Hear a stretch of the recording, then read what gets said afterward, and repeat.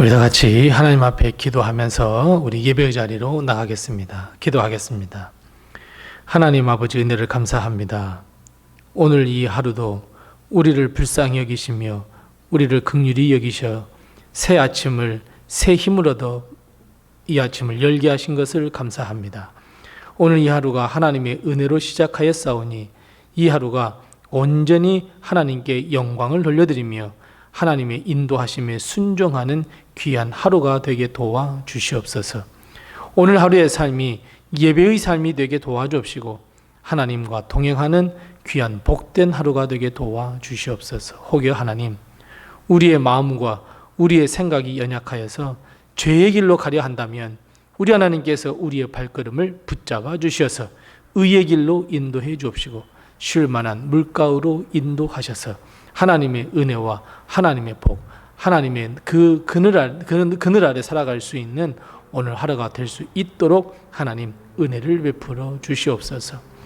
우리 성도들의 모든 가정을 하나님께서 굽어 살펴주셔서 어려운 일 당하지 않게 도와주옵시고 건강과 물질, 일용할 양식으로 인하여 근심하지 아니하도록 하나님께서 치유해 주옵시고 풍성한 복으로 덧입혀 주시옵소서. 우리 성도들의 가정의 모든 자녀들, 사업, 우리 하나님께서 책임지시고 인도하셔서 승승장구하며 형통할 수 있도록 우리 하나님께서 도와주옵시고 우리 교회 내년 2월에 태국 단기 선교를 준비하고 있사오니 이것도 기도로 잘 준비하게 도와주옵시고 많은 성도가 함께 참여하여 하나님께 영광 돌리게 해 주시옵소서. 하나님, 오늘 하루 우리를 버리지 마시고 우리와 함께 하시며 동행해 주실 것을 바라고 믿사오며 예수님의 이름으로 기도드리옵나이다. 아멘. 우리 다 같이 찬송가 91장 우리 함께 같이 찬송하겠습니다. 찬송가 91장입니다. 찬송가 91장 우리 함께 같이 찬송합니다. 슬픈 마음 있는 사람 예수 이름 믿으면 영원토록 변함없는 기쁜 마음 얻으리. 예수의 이름은 세상의 소망이요 예수의 이름은 전국의 기쁨일세. 거룩하신 주의 이름 너의 방패 삼으라. 환난 시험 당할 때에 주께 기도드려라. 예수의 이름은 세상의 소망이요 예수의 이름은 전국의 기쁨일세. 존귀하신 주의 이름 우리 기쁨 되도다. 주의 품에 안길 때에 기뻐 찬송 부르리. 예수의 이름은 세상의 소망이요 예수의 이름은 전국의 기쁨일세. 우리 갈 길 다 간 후에 보좌 앞에 나아가 왕의 왕께 경배하며 멸류관을 드리리. 예수의 이름은 세상의 소망이요 예수의 이름은 전국의 기쁨일세. 예수의 이름은 세상의 소망이요 예수의 이름은 전국의 기쁨일세.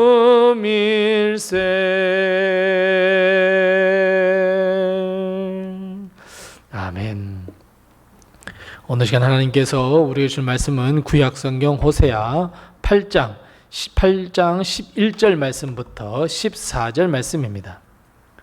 구약성경 1263면에 있는 호세아 8장 11절 말씀부터 마지막 14절 말씀까지 우리 같이 한 목소리로 봉독합니다. 호세아 8장 11절 말씀부터 14절입니다. 함께 같이 봉독합니다. 에브라임은 죄를 위하여 제단을 많이 만들었더니 그 제단이 그에게 범죄하게 하는 것이 되었도다. 내가 그를 위하여 내 율법을 10,000가지로 기록하였으나 그들은 이상한 것으로 여기도다. 그들이 내게 고기를 제물로 드리고 먹을지라도 여호와는 그것을 기뻐하지 아니하고 이제 그들의 죄악을 기억하여 그 죄를 벌하리니 그들은 애굽으로 다시 가리라.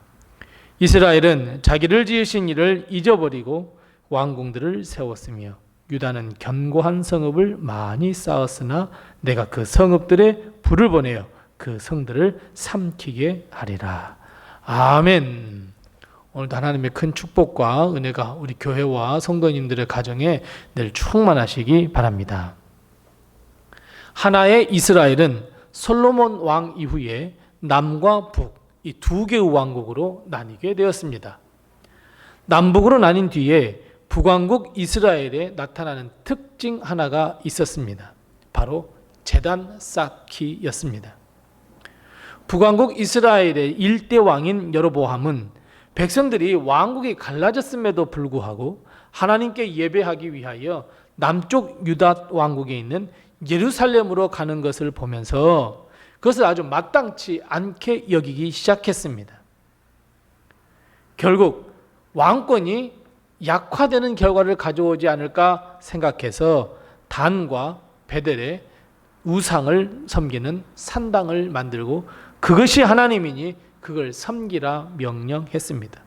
뿐만 아니라 단과 베델뿐 아니라 수많은 지역에 제단을 쌓고 우상을 섬길 수 있도록 배려해 주었습니다. 하나님 아닌 다른 이방의 우상을 섬기라는 잘못된 배려였습니다.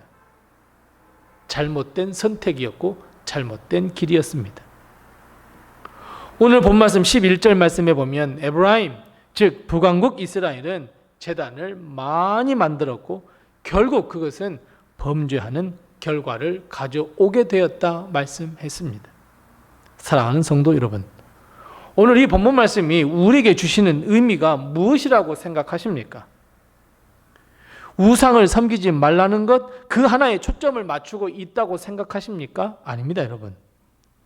오늘 본문 말씀을 깊이 묵상하면서 우리가 반드시 기억해야 할 것은 우리의 삶의 모든 시작이 예배이다라고 하는 것을 반드시 기억하셔야 합니다.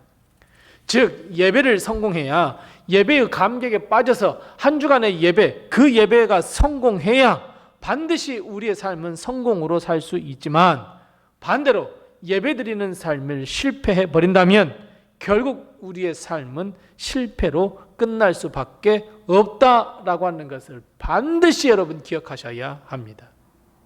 여러분 예배 실패하면 제단 쌓기를 실패하면 여러분 어떤 결과가 나온다고 오늘 본문 말씀하고 있습니까? 11절 말씀 보세요.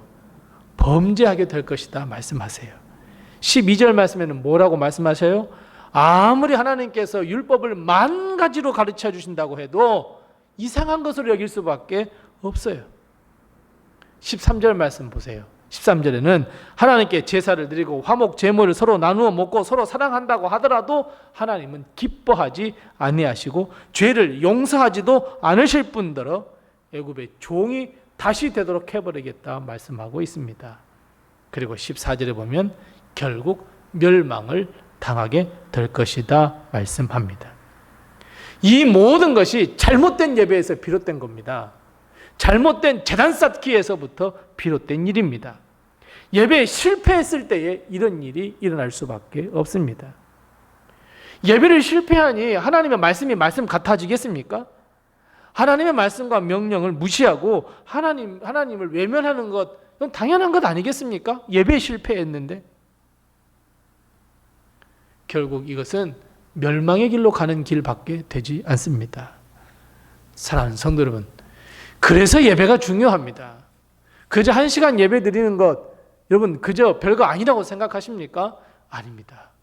예배는 이만큼 소중하고 이만큼 중요합니다. 예배의 은혜와 감격에 빠져서 하나님의 은혜를 다시 누릴 때에 우리는 하나님의 말씀에 순종하여 사명을 감당할 수 있게 되고 하나님과 이웃사랑이라고 하는 깊은 성령님 안에서의 교제를 나눌 수 있고 하나님의 나라 천국을 이 땅에서도 맛볼 수 있고 죄를 용서함을 받고 구원을 받을 수 있게 됩니다. 그래서 사랑하는 성도 여러분, 예배를 생명으로 여기시기 바랍니다.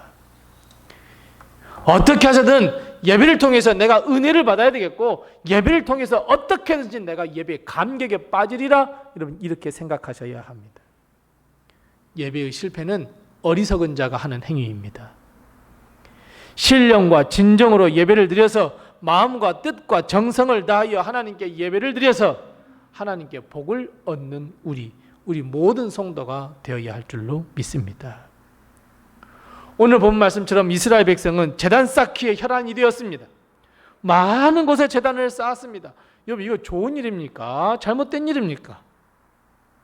이런 제단 쌓기가 참된 하나님을 찬양하며 예배하기 위함이라면 얼마나 좋겠습니까? 하지만 이스라엘 백성은 하나님이 아닌 이방신, 우상을 섬기며 예배하기 위한, 그러니까 완전히 잘못된 제사, 완전히 하나님의 마음과 뜻과는 전혀 거리가 먼 제단을 쌓았기 때문에 문제가 되는 겁니다.